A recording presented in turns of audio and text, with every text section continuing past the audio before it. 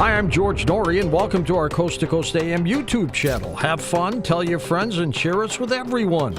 You can also find us on Facebook, Twitter, Instagram, TikTok, and Coast to Coast AM's mobile app.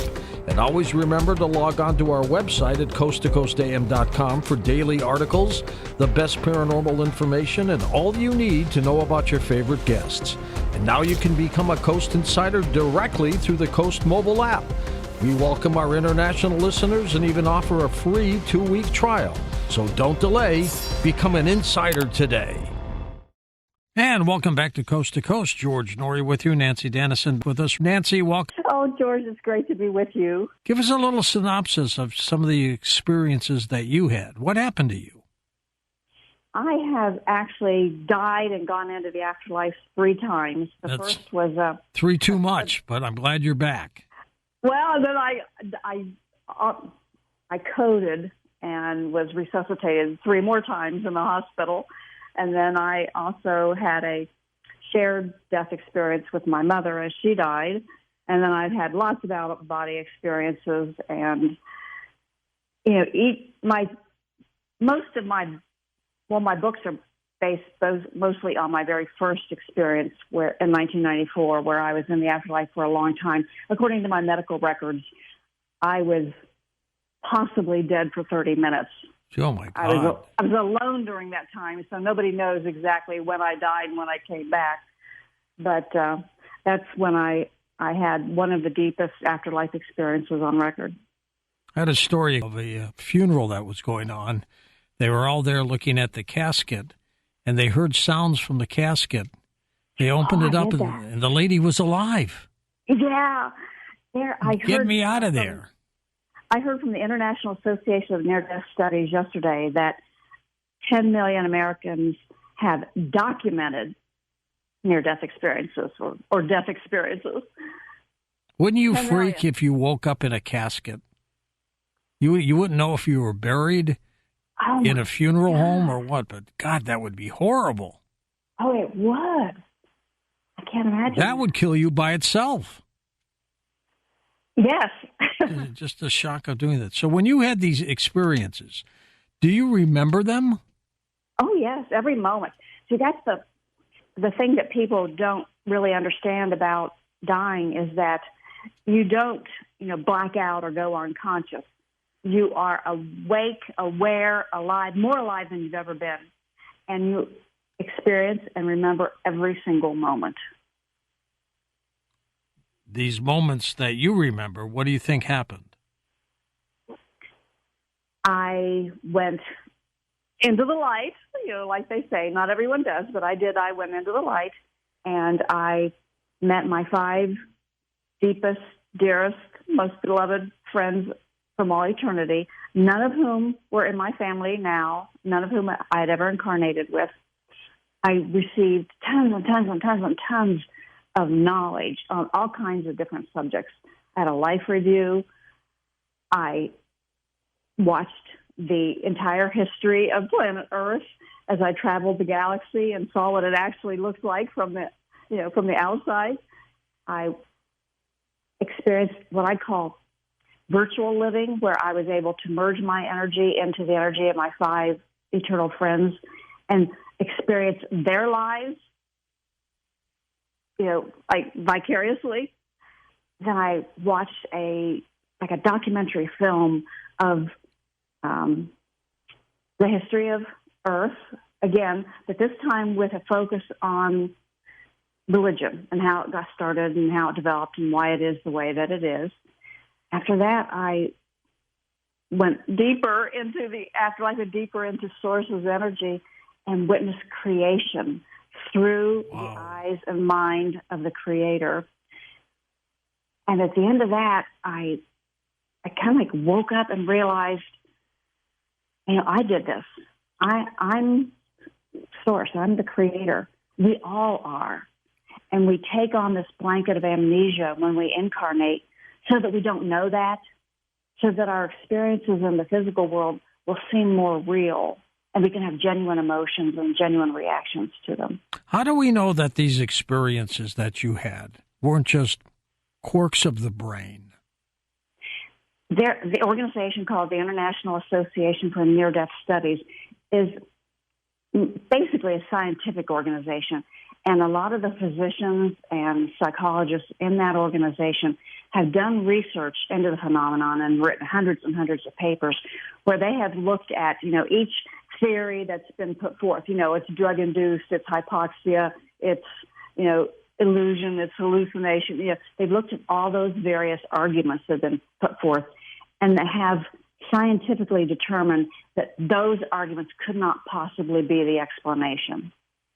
And then they've also done research that shows that there's a consistency of memory among all the people who've had near-death and afterlife experiences. They can verify from that. Sounds intriguing, doesn't it? It is intriguing, and I just wish that everyone in the entire world could be aware of the near-death experience and afterlife experience body of research, because it is so comforting to know that the person that you are, the person that you think of as your identity, continues eternally.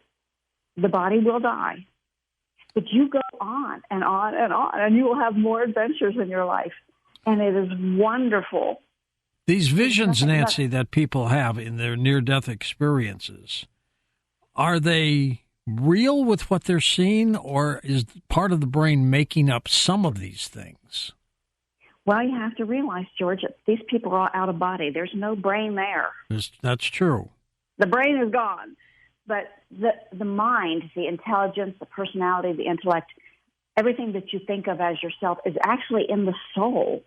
And the soul is what crosses over and goes into the afterlife. And yes, they're early in the process of entering the afterlife. People do what I call manifest physical environments, like gardens or crystal cities or, beautiful whatevers. Those are created specifically by that mind in order to help comfort the soul, particularly if it's been a very traumatic death or it's been a death that has been, known is going to happen for a long period of time. Dying is extremely traumatic, not just for the body, but for the soul. So the crossing over process has been designed by our Creator to comfort us and to ease us into our natural state again. And part of that process is to give us, whatever we expect, whatever we want, whatever we think heaven is going to be like for a time until we get acclimated. And then after that, those things all disappear. And that's what my book is going to be about, the people who got past that state, the people who saw and felt and lived the raw afterlife experience without any projection of human life on it or projection of human beings into it. Yeah, tell me about the title, Deep Inside the Afterlife, for the new book. That's to reflect the fact that, you talked to me several years ago when I thought I was the only one in the world that had such a deep afterlife experience, and I thought I was the only one that got this kind of information. Then I started researching, and I have reviewed about 2,000 near-death and afterlife experience accounts so far. And I found 30 more people who had the exact same kind of experience that I did. They are what I call deep afterlife experiencers. Right. They're the ones who immediately realized, because it was familiar, they realized what was going on. And so they didn't, manufacture these, Earth-like scenery. And they actually didn't see any loved ones during their experience, like I didn't, except for, my 5 eternal friends. They encountered and got to know and understood and was absorbed into the Creator, the Source, without any, apparition like, that it's God or Yahweh or Jesus or Buddha or, none of those earth-like interpretations. This is raw information about the afterlife. Nancy, does Satan or the devil ever enter into any of these events? There are people who believe in hell and believe in Satan and the devil. Sure. And the thing about getting out of body and going into the afterlife is you instantly manifest into physical reality what you truly and deeply believe. So if you believe you're dying and you believe you're going to go to hell, you can actually create your own little hell just for yourself. You've made it yourself, haven't you? Yeah. And I encourage people to let go of that belief in the devil and in hell because of that fact that you can manifest that. But those people will eventually, realize that they're doing it themselves and they'll let go of it. And see, that's the key, George. You have to let go when you're dying. You have to let go because the process is designed to pull you right into heaven. Did you come back as a different person after these NDEs? Yes. I hear that. Well, I hear that a lot. Yeah, I would say I was the same person, but I was a whole lot better at being Nancy than I was before I died. But you appreciate things more, don't you? Yes, and I spent much more, and I still do spend much more time loving people and telling them that. How many NDEs are deep afterlife experiences? Based upon just my, finding 30 cases out of 2,000, I'm saying like 1.5% to 2%. That's all. That's not a lot. Well, these are the people who it was their time to die. They didn't come to a point like traditional near-death experiencers where they were told it's not their time, you've got to go back, or they reached a barrier they couldn't go past, or they felt like they had to go back to raise children, or, these are the people who actually died and were meant to die, and they were actually in the afterlife. And while there, they picked up a mission to come back into the body and to do something for the benefit of mankind. Who sends them back, Nancy? We do it ourselves. We choose. Nobody forces us to do anything. So if you wanted to die and not come back, you could have done that. Absolutely. But, in that first, really deep, long afterlife experience, I kept saying throughout the experience, every time I learned something, I kept saying, somebody ought to tell those people, somebody ought to tell those people, down on earth. And at the very end, once I realized that I was the creator and that I was source and I had done this to myself, I was still saying, somebody ought to tell those people. And the next thing I know, I'm, going through this whirlwind back into Nancy's body saying, I didn't mean me. Somebody's got to tell them, but I didn't mean me. Julie, are you familiar with the work of Dr. Eben Alexander? Yes. Now, there's another case, a medical doctor who had a near-death experience that changed his life. Yes, but he did not have a deep afterlife experience. In fact, I don't think he actually died, did he? Wasn't he just in a coma? I think he had an NDE. Okay. He wrote It's his been book a while. called... I've read everybody's book. I think his main book is called Proof of Heaven. Yes, I have that right here on my shelf. Why do so many people in NDE experiences end up in that heavenly state as opposed to, like we just mentioned, the devil or hell? Because that's what's real. That's what's true. We are actually literally parts of the Creator. We are like, how an author has book characters in its mind. And, an author can write, 50 books and have different characters in each one and remember them all and keep them all separate. We're like book characters in Source's mind. And we're all separate and we're all unique and we're all wonderful in that way. But we're all still in Source's mind. And you know how at night when you dream, you put yourself into a dream character and you experience the dream through that character. But you're still you. You're still in the body and you're still, the character that you played during the day, your day job.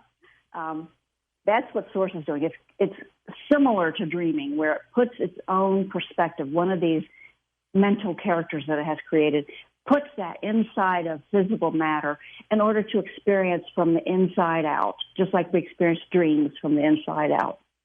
With Nancy Dennison, who has had 3 afterlife experiences, but they have been so different from traditional NDEs. What makes yours that different? I am trying to figure out by looking at the data that I've collected about these deep afterlife experiences, what does make them different. And the only thing that's jumping out at me right now is that at some point the soul recognizes what's going on. It's familiar. And I think that is such a comforting factor that these souls are able to, just kind of like zoom right into the afterlife without needing all the creature comforts that most souls do when they're crossing over. You've described some Earth-like scenery in heaven. Tell us about that. Well, I didn't see any Earth-like scenery, but I have read accounts where it's actually quite common for a near-death experiencer to see like a beautiful garden or a city-like scene. And some of them will describe it as crystal buildings or crystalline buildings or big, educational buildings. But it's all wonderful to look at, isn't it? It's wonderful to look at, and it's comforting, and it's, number one, it's what the soul believes. So they project, what they believe into the afterlife, and that's what's comforting about it, because it's what they expect. But it's not real. It's only real for that soul, and it really is real for that soul. Well, what is real? There are levels of reality. The ultimate reality is Source, the Creator. Then there's our own individual reality. In your 3 near-death experiences, afterlife experiences, did you have dead family members come to you or anything like that? No. And like I say, none of the other deep afterlife experiencers had family members come to them either. No, but we've always heard that happens a lot. Well, it does happen a lot, but not every time. It depends on what you need. It's like some souls will have dead family members come to collect them. That's what I call it. They'll appear at the person's bedside, when they're dying. But not everybody gets that. Some will have loved ones in kind of like a tunnel-like structure, beckoning them, but not everyone gets that. Some of them will see loved ones as soon as they get into the light, but not everyone gets that. Like I say, the process has been designed by our Creator to maximize our comfort, alleviate fears, and to make us happy, to show us love, to fill us with love, to heal us with love. Nancy, why have extraterrestrials or aliens cropped up in your work on NDEs? Well, they cropped up in my first afterlife experience. I told you I had a life review, and one of the things about deep afterlife experiencers like myself is that oftentimes during our life review, we see not just the human life we just left, but other lives that we've lived. And so during my afterlife review, I said, hey, been there, done that. I wasn't interested in watching that again. But I did get back memories of all the other lifetimes I had lived, some of which were as alien creatures. And I was flabbergasted. And then when I started doing research for this book, I found that there were other deep afterlife experiencers who also saw past lives as aliens. And they, reported in their accounts that they saw. And then others have, met aliens as they traveled the universe, which seems to be a common feature of an afterlife experience or sometimes a near-death experience is that you get to travel through the universe and see all the other planets and things. Now, what does that mean? What does that crossover mean, the fact that aliens are popping up on some of these people? Well, George, to me, it means that they're absolutely real. I mean, human belief systems are just so narrowly tailored to just fit humans. And, science is focused on the future and knowledge about other parts of the universe, but our afterlife beliefs are still anchored in ancient Earth times. And I think what these deep afterlife experiencers and near-death experiencers are telling us about aliens is that we're thinking too small. There are intelligent and less intelligent creatures throughout the universe, and we do, in fact, incarnate into them. We're not always in a human body. We can choose to be in anything that we want. my favorite other lifetime was as a nebula. I mean, I could feel myself, my personality, my soul, my energy spread out over this huge cloud-like structure that we call nebula. And it was just amazing. And I was also an alien that flew a shuttlecraft from a big space supply station out to the larger spaceships that were too big to dock at the station. To the motherships. Yeah. So I would just shuttle from the space station out to the big spaceships and drop off supplies and pick up whatever they have and bring them back. And then I was also some kind of an alien. I just saw like a reflection of the face in something shiny. And it was actually kind of reminded me a little bit of Klingons. Not the oldest version ones, but the ones from the Star Trek Next Generation, where they had like crown ridges. Yeah. But my skin was like grayish green and kind of scaly, but slimy looking at the same time. And I had eyes in the center of my face, and I had two sets of eyelids, one that went sideways and one that went up and down. My eyes were orange. Your eyes were orange? Uh-huh. Now, would you say it's unusual to see aliens in an afterlife episode? I would say it's unusual in a traditional near-death experience, but it doesn't seem to be all that unusual in a deep afterlife experience. I read, many where, like this one guy, his name is Aaron, he remembers past lives where he was a collection of 1,000 different insects at once. And that collection of insects was eaten by another creature. And Aaron became part of that other creature. Oh, geez. And then that creature was eaten. And Aaron remembers being eaten again. And, and he said these were all lifetimes that predated human existence. So they couldn't have been on Earth. Were these aliens that came to you in the NDEs dead? Were they souls of aliens, or were they actually aliens? Well, there have been some, in my own particular instance, I remembered living lives as these aliens that I described. Other afterlife experiencers have met aliens on other planets while they traveled the universe. Like they might go to a planet and see, like Sandy saw all kinds of different creatures.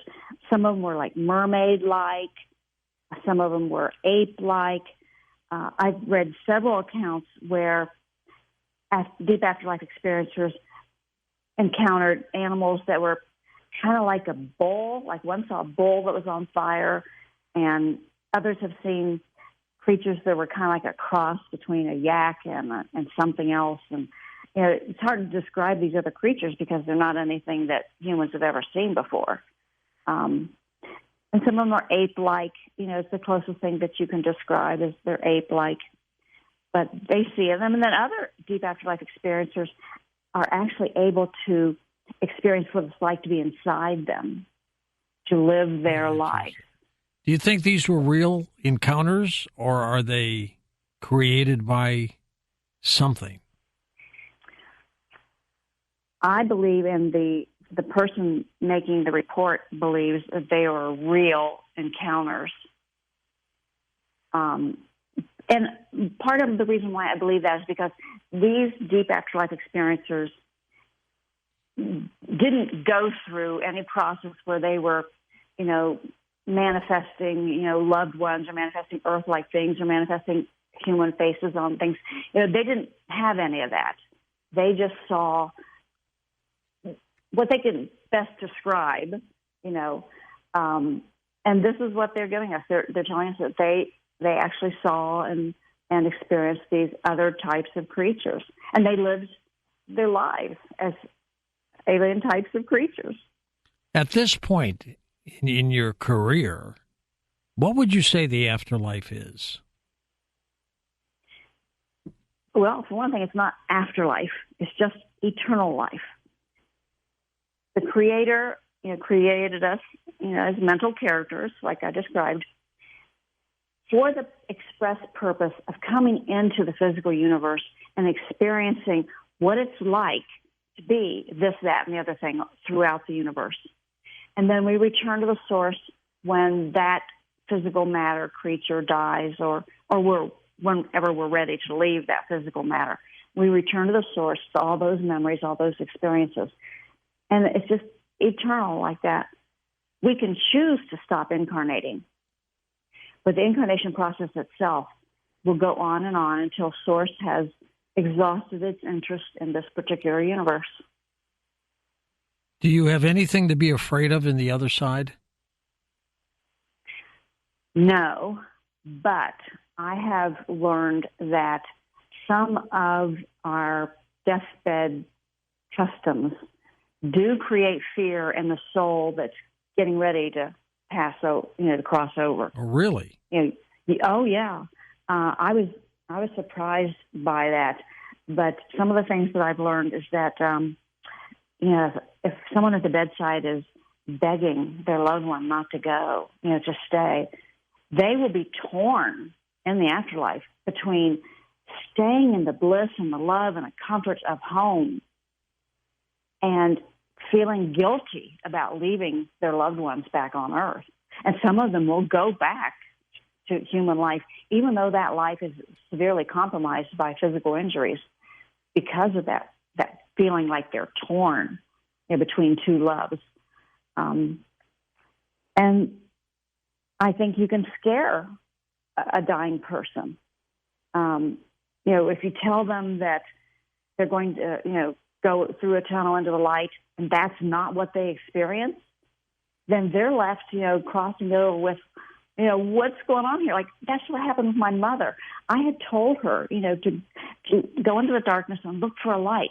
And when she first tried it, she couldn't see the light. And it scared her. And she jumped back into the body. And then she jumped out of the body and was flying around the room. And I knew she was doing that. But does she think you gave her misinformation? Yes, but George, the point I wanted to make here is that I'm not the only one that knew she was flying around the room. Like the priest that was at the bedside looks at me and goes, "She's out." And I said, "Yeah, I know." But yeah, she was scared because she didn't see what I had told her. So I think we have to be really careful, what we're saying to people as they die in order to comfort them. Tell them that they're loved. Tell them, instead of going into the light, tell them, go to the love. Follow the love. Go ahead. Did the ancients, Nancy, do a better job than we do convincing their dying what to expect? I have no idea. You haven't looked at that. I think some of them might have. There's books on old ancient books, the Tibetan Book of the Dead, the Egyptian Book of the Dead. They have trained their people about the afterlife. And we're talking about books that are a couple thousand years old. How would they know this? Because crossing over is real. It always has been, always will be. Death is a fact of biological life in the physical universe. You've heard of our friend Daniel Brinkley, right? Oh, yes. He wrote a book called Saved by the Light. He's struck by lightning several times, 3 times, I believe.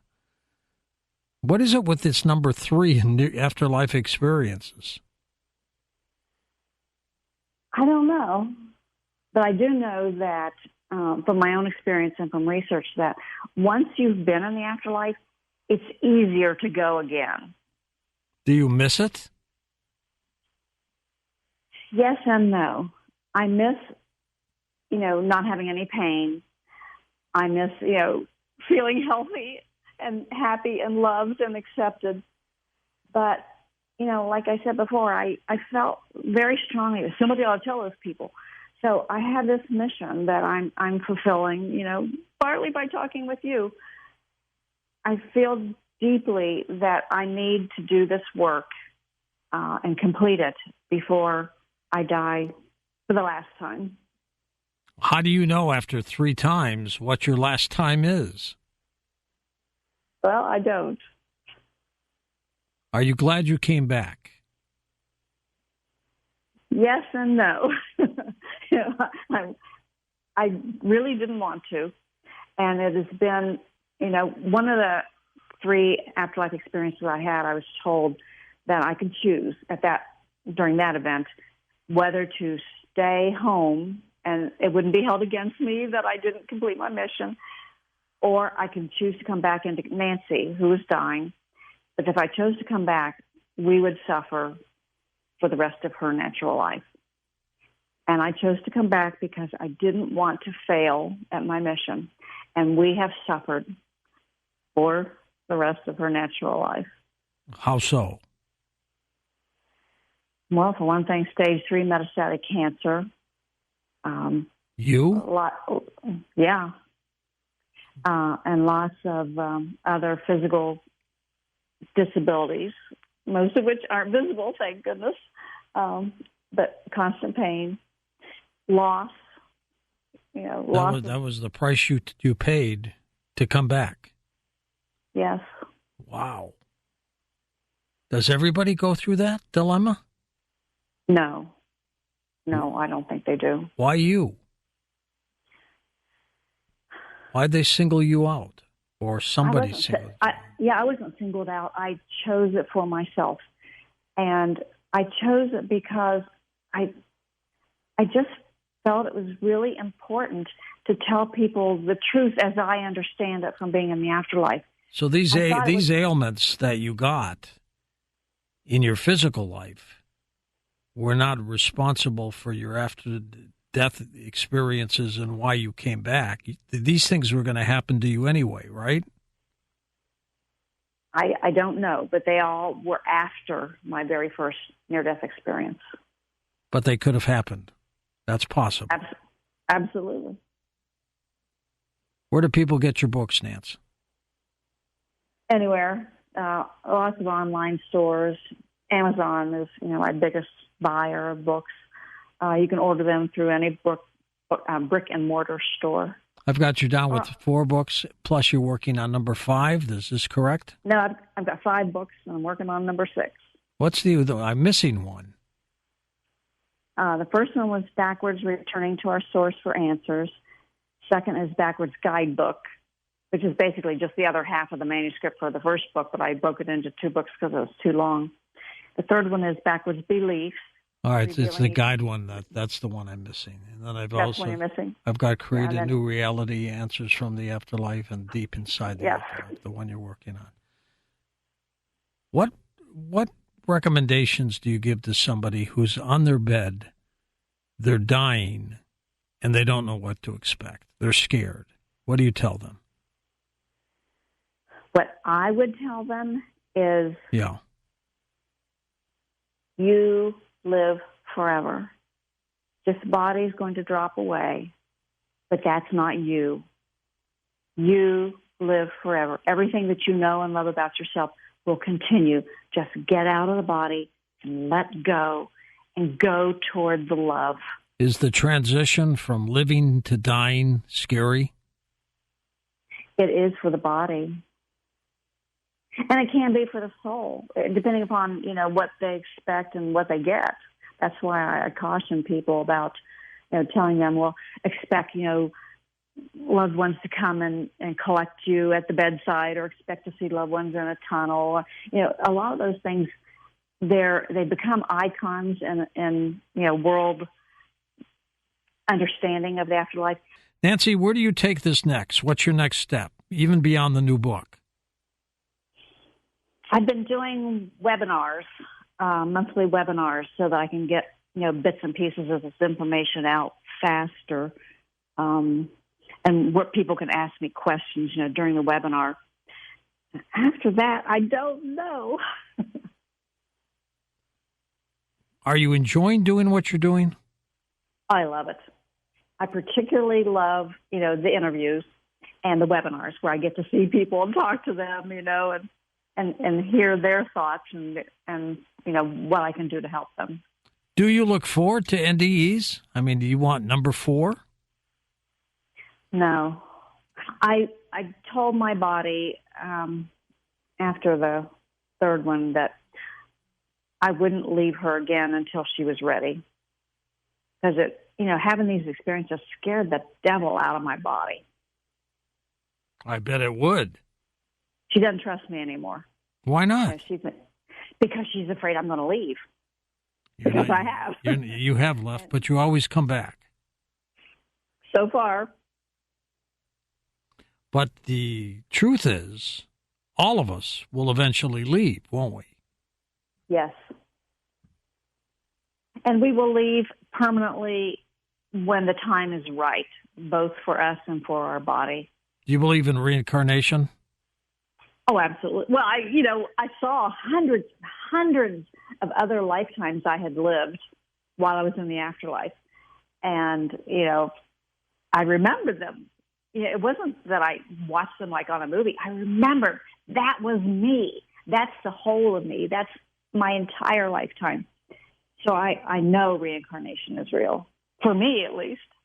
Let's take some calls from you. This hour is going to fly by. We have Maria in Sterling, Illinois to get us started. Hello, Maria. Hi. Thank you so much for taking my call. You're welcome. How are things out that way? Still hot? Yeah, pretty much hot and muggy and humid. Well, be safe, but go ahead. It's rained a lot lately in the last couple of days. That's what I hear. So I had a couple questions. The first one is, okay, so I just recently lost my soulmate, my true one and only reason to live, my soulmate, who was my dog. He was like 19 years old. That's a good age for a dog, though. Less than a month ago. And my first question is, will we meet our exact pets in the afterlife? And will they reincarnate too and ever come back to us on this side of the afterlife? All right. What do you know about pets, Nancy? Did you see them when you were doing your NDEs? Oh, yes. What I know is that absolutely you will meet your pets again. They will not be pets. They will be the exact same type of soul in the afterlife that you are, because you may have incarnated into a dog sometime in your life. This is somebody else who has decided to incarnate into a dog, but they're a complete and whole soul just like you are. You will recognize them by the way they feel. And yes, it is possible for a beloved pet to reincarnate into another pet in your lifetime. I have actually seen that. They will come back, won't they? They can. They don't have to, but they can choose to. How important is it for the owner to summon them back? I don't recommend that. Like I said before, it's what it's like living on Earth. You know how hard it is. And then the afterlife, you're complete bliss and love and acceptance, and you're home, and you feel, whole and wonderful. And who would really want to call somebody back from that? Well, that's a good point. I want to wish one of our listeners to get well, by the way. Yeah, we always wonder if he's going to join the afterlife, and he keeps fighting back himself. Barry from Rock Hill, South Carolina. Get well, Barry. Stay strong. Nancy, when you were on the other side, did you see other people who had similar deaths and they're struggling to find their way back? Or were you just by yourself? I was just by myself. So you don't interact with other souls? I didn't, except for my 5 light being friends, my eternal friends. Them I did interact with. All right. Thanks, Maria. Appreciate you being part of the program. Next up, let's go to Cynthia in East Hampton, Massachusetts, east of the Rockies. Hello, Cynthia. Hi, dear. Thank you very much. Very welcome.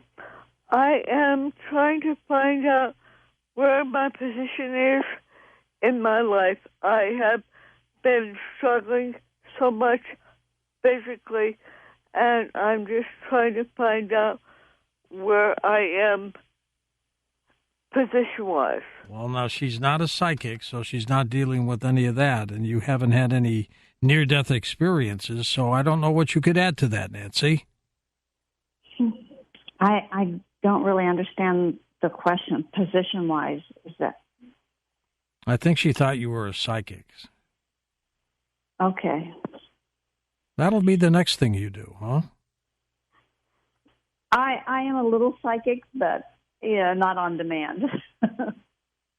We've got Joe in Monterey, California. Hello, Joseph.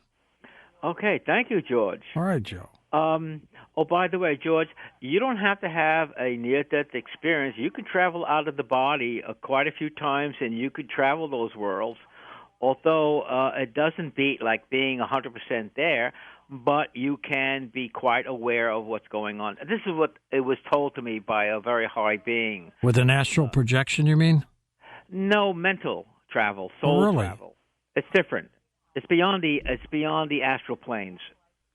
Okay. Go ahead, Joe, with your question. Okay. I've had a number of experiences in the what people call the absolute or the worlds of the source, if you will. It's creation itself. And I had a feeling that maybe that the source is expanding as well, that it is also part of it, or the multiverse is expanding and growing for some reason. Also, I had this one experience where I was in its world, and it was just sound, a world of sound. It was so powerful that it actually it hurt because it was a purification of sorts, and that was like a split second. And I said to myself when I came back instantly that is reality. That is the sound of reality itself. And everything stems from that power and that sound. And it really does change me as soul. Now, as soul, and I think you might have had this experience, you're like omniscient, omnipotent, and omnipresent, but it's a feeling of being that. You're in that world of God, and I could use that expression, God, and you're one with it. But there's something else that goes on. It's a very strange experience. And from that experience, I realized that I'm the God that I've been praying to myself for something to happen. And if I don't realize that I am me on a very high level, then I'll get myself killed. Well, you don't want to do that at all. And what about God? You haven't brought him up much, Nancy. I don't use the word God because it has so many connotations of like a male humanoid. And all the deep afterlife experiencers that I have found, and a lot of near-death experiencers, confirm consistently that the Creator is nothing like a human. It's like an energy source or a power source or it's a source of creation. And that's why a lot of us call it source. I wanted to make one comment on what Joe said, and that is, please, go ahead. We are never outside of source. We exist solely and completely within its mind. There's no here and there. We're all the time, completely within source's mind. So you don't have to fear or you don't have to wonder about being somewhere else. How old were you when you had your first NDE? Me? Yeah. 43. Oh, so that was a little later in life. Hey, that was a good age. I don't mean that you were old, but it wasn't where you were a kid or anything like that. No. Had it happened when you were a kid, would you have had a different perspective about it?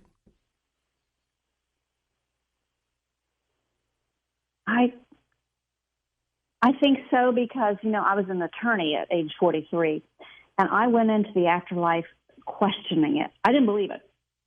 I was all about, show me the money, prove it to me. I didn't want to accept it. Did you bring that attorney background into the near-death experience? I did. I wanted proof. I figured yes. that. That's right. So I questioned everything.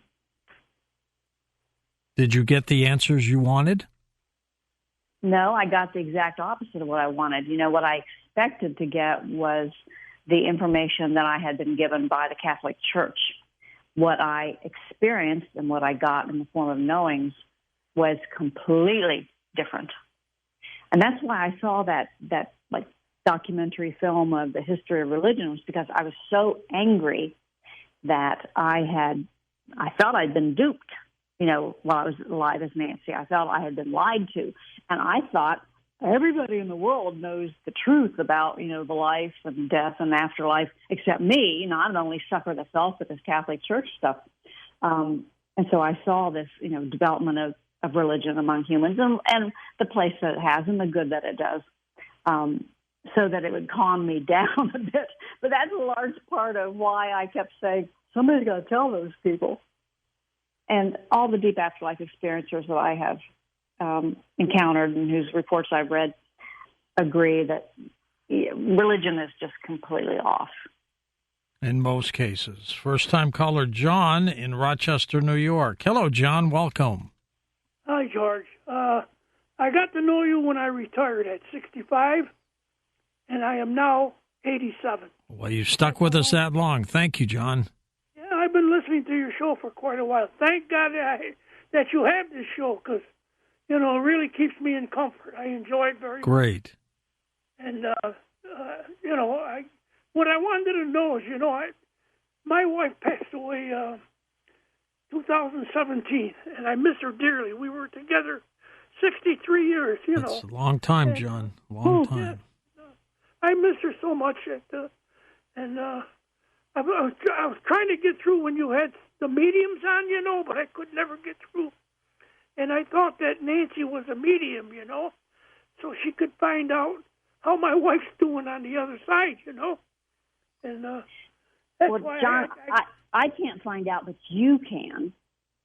See, we all have the exact same ability to communicate with our deceased loved ones. Mediums do not. If your loved one's going to communicate with anybody, it's going to be you, not some stranger. So I personally don't find any value in mediums, and I'm sorry, all you mediums out there. But you can communicate with her yourself. The easiest way is through dreams. Set your intention before you go to bed that she will appear to you in a dream. And, of course, John, the next time we have a medium on the program, keep trying to get through. Some of them are very sensitive. Did you ever see the movie Ghost, Nancy? Oh, yeah. With Whoopi Goldberg? Yes, I love that movie. Remember the spirits that walked into her body? Yes. That cannot happen, by the way. Not in real life? Not in real life. Yeah, but there is demonic possession. I was doing a show on that last night. No, I'm sorry. There's no such thing as a demons or demonic possession. And I know people believe that. And see, we have this spiritual power as source called manifesting. We can literally create physical reality for ourselves. And so if you believe in something like demonic possession, you can create it in your own life. That doesn't mean it's true for everybody else. It just means it's true for you. And it is absolutely true for you. But if you don't create it in your own life, you're not going to experience it. So the power of manifesting is we literally create the physical reality of the bodies we inhabit, except for the biology part. So whatever you truly and deeply believe, you can manifest into your own life. So you have to be careful what you believe. This creation of life and death, was there a science behind it? Well, what we call science is actually creation of life and death. What I observed in the afterlife when I was watching creation of the universe is that source expelled energy, and the entire universe is composed of energy and only energy, and imposed what we call like laws of nature or rules or protocols for how that energy was going to behave over time.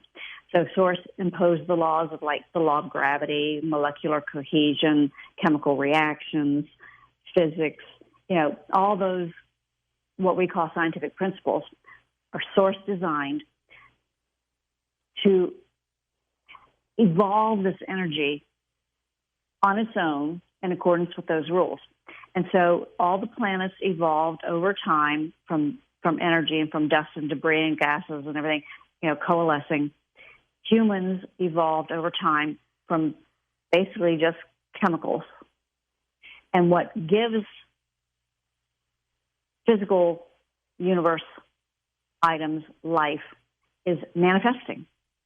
Source manifests them to have life.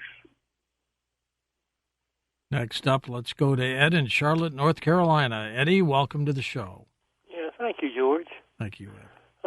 Nancy, I got a couple of questions. One is something George often asks. If you go back, you used the word universes, plural. Now, my understanding, before the Big Bang, there's either infinite number of universes or there's none. It can't be in between, maybe, but so we could go from this universe to another universe, and they're all strung together in this long funnel infinitely. I'm curious if that's what you're talking about, that when you use universes instead of just the word universe at one point. And also, I wasn't aware that I said universe is plural. So you think there are many? No, just one. Just one. I only saw one when I was in the afterlife. That doesn't mean that there aren't many, though. Well, part of this, George and Ed, is people call different things universes, or, call different things worlds. So, what I'm talking about is this big expulsion of energy that evolved into all the physical matter that humans can now perceive. I call that a universe, but other people might be talking about other universes. And I totally believed that there were multiple universes before I died. I was surprised to find out there's only one. Interesting. One at a time. Boy, you would have a lot of people argue with you. I got to set you up in a debate with some other guests sometime. Well, I can't debate it because I don't have any, proof or any thoughts of my own one way or the other. This is just what I saw. Nancy, are you practicing law anymore, or you're retired with that, aren't you? I'm retired from practicing law. Do you miss it at all? Oh, I missed it terribly when I first retired. Yeah, I do miss it. What was your specialty? Health law. I represented healthcare providers in all types of business transactions, but primarily in criminal investigations by the U.S. government into Medicare and Medicaid fraud. And that seems to be pretty widespread, doesn't it? It is, and that's why I was really busy. It was a lot of fun, too. Not for my clients, of course, but for me to, do the investigations and to come up with creative defenses. Let's go back to Ed in Charlotte, North Carolina for his second question. Hey, Eddie. Yes, Eddie, George, one of my favorite songs with the simple ukulele and its beautiful voice. You need to put that in your repertoire. Brother is. The question, Nancy, has to do with love, and I want to quantify things a second. I had a lot of physical health problems. And I had polio as a child and post-polio syndrome and all. And I've found I'm very sensitive to vibration, so I can feel a particular type of these homeopathic things. Most people don't feel anything. I know they're tremendously powerful, and quite quickly Tesla said to think of the universe in the final analysis, think energy, vibrations, and frequency. And Einstein says we're a traffic jam of vibrations. And in the Bible under John, it says in the beginning was the Word, which is a vibration. So Einstein, I started thinking love is so powerful it might be part of the unified field theory he's looking for. And then the other night, George had a guest that, of all things, gave a quote I'd never heard from Einstein, in which he wrote a letter to someone, I think maybe in his family, saying the most powerful force in the world is love, which you're big on. So I was wondering if you'd comment on that. Well, I think that all afterlife experiencers and all near-death experiencers will tell you that God, Source, the Creator, whatever you want to call it, is love. That is its force. That is its energy. It's what humans experience as love. That's what Source is. So that, and love has to be part of the unified field theory because the unified field is love. It is source. And I hear you when you say you're very sensitive to vibrations. I am too. And I think that humans, have very limited ways of understanding what energy is. They think of it as a vibration or as a frequency or as light or as heat. But love is an energy. It's the energy. Next up, let's go to Anaday in Yonkers, New York. Anaday, take it away. My goodness. Thank you so much, George, for taking my call. Sure. Nancy, I cannot believe how gifted you are. I happen to be, on my mom's side, matrilineal. We are all gifted. And the fact of the matter is, at 66, only now there are, more spirits in our home. And I'm have you any, have you any insight into why more spirits? I thought that spirits were, indigenous to one place. And they're coming here now. And, is it because I'm here? Or is it because it's just the time of the universe? And I will listen online. All right, Thank you go. What I was told in the afterlife about spirits or ghosts is that once we have, I hate to say the word achieved, but that is actually, once we've achieved a level of sensitivity, of a level of awareness, what we perceive is souls in their own environment, in the afterlife. That's what we're calling ghosts and spirits. So they don't come into the physical world. We see them, we perceive them in their own lives in the afterlife, if we're sensitive enough. And it sounds like you are. So I think probably that you have come to a point in your life where you've just able to tune in to more. And the other thing that I learned was that everyone is everywhere all the time. We all exist solely in Source's mind. So you're in the same space they are. When we incarnate, only part of our energy goes into the physical matter. The rest of it stays in the afterlife. So you're there with all your loved ones. And I wanted to tell John that, too, is that he and his deceased wife are still together in the afterlife. But so you're just tuned in, Anaday, to other characters within Source's mind. Nancy, how do you handle... That is gifted. That is truly gifted. How do you handle grief? Oh, it's hard. No, it's not easy, that's for sure. The things that comfort me are remembering who I really am, that I'm part of Source and that I have the power to change my life. Number two, when I'm grieving about, a lost loved one, I can remember that they're still with me and I'm still with them in the afterlife. Just because I can't, while I'm in this body, I can't perceive them doesn't mean we're not still together in the afterlife. And number three is we need to honor our bodies. Our bodies do grieve, and we grieve right along with them. And we have to give them the time and the space and permission to grieve. Robert in Miami, Florida. Take it away, Robert. You're up. Thank you, George. Thank you, Nancy. How are y'all doing tonight? Great. Thank you. Okay, before I ask my question, I wanted to see, have you listened to the Y-Files on YouTube? Have you ever watched that? Because they mention you a lot, and it's a really good show on YouTube. They do a lot of debunking and everything. Yeah. Really good. But, so I was 12 years old, and I was in a horrible car accident. I was in the back seat, and I wasn't wearing a seatbelt. So I came flying forward, scalp got ripped off, collapsed. I had all kinds of injuries. I flatlined 4 times in the helicopter, and the last time I was gone for 12 minutes. However, I don't remember anything. Does everyone that flatlines or dies physically, do they go to Source, or Like, why do I don't remember anything about it. So I'm trying to see if there's a way I can remember it or if there's anything that's there that I might be able to see later on. My understanding from the afterlife, from the knowings I was given in the afterlife, is that crossing over is an automatic process that's triggered by any number of things. And it's impossible for you or me to know whether you did, in fact, cross over when you were gone for those 12 minutes.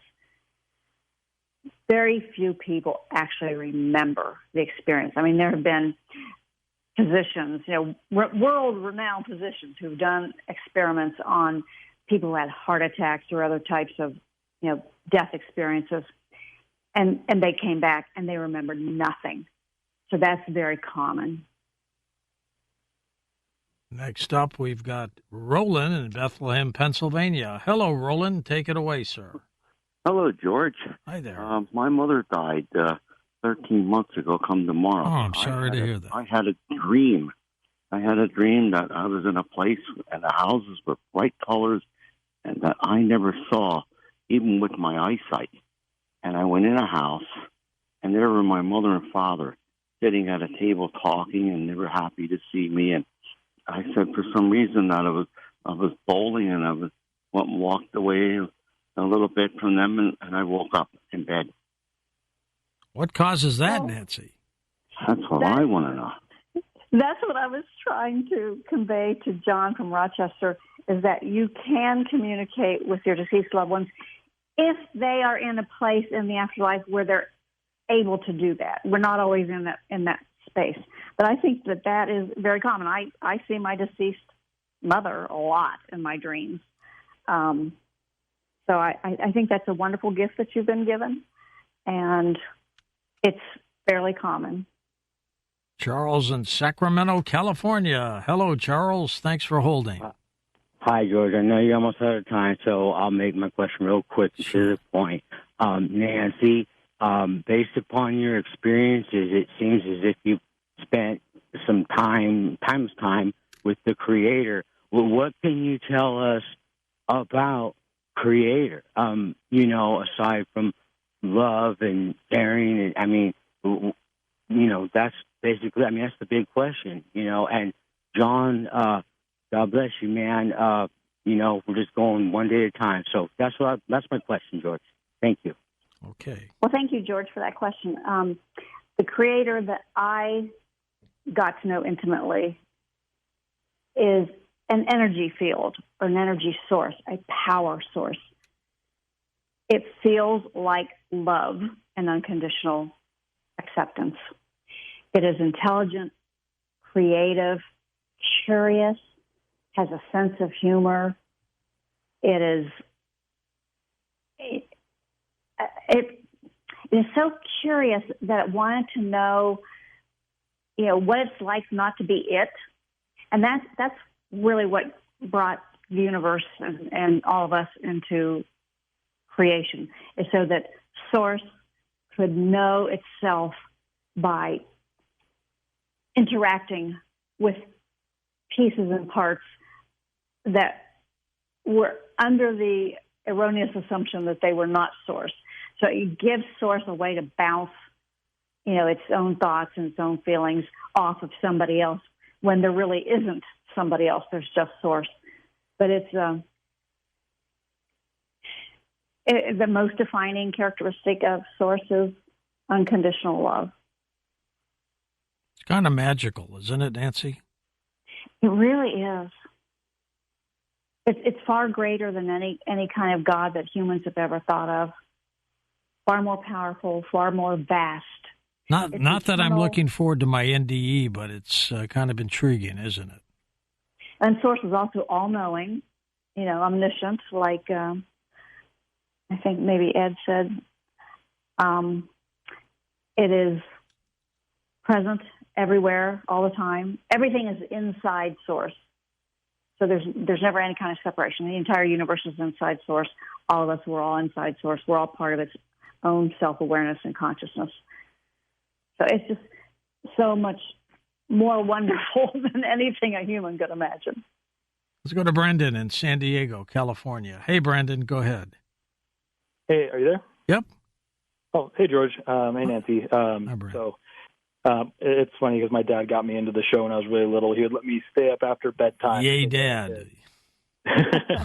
Well, you get up in the middle of the night like I did. Yeah, so I want to make this as quick as possible because I know we're at the very end here. My question would be, do you view yourself as agnostic or that this is like your own soul belief? And then also, do you think that the source was creating us and everything to experience through us because it couldn't physically do that itself without a shell? But also, if it was lonely, if it made us because it didn't have anything. But because I feel like my beliefs align a lot with, what you've been saying. And it all came from that movie, Everything Everywhere All at Once, which I think is a great movie. Classic. But that, that everything bagel thing or whatever, being able to destroy yourself back into just pure energy.